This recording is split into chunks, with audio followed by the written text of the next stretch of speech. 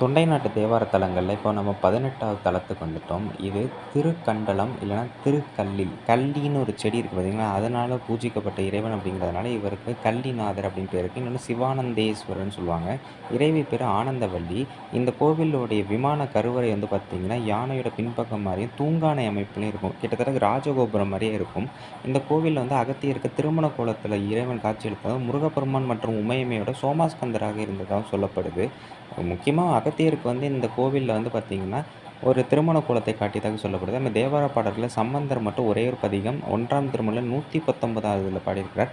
"முள்ளின்மேல் முதுகுகை" அப்படிங்கிற பாட்டு பாடியிருக்காரு.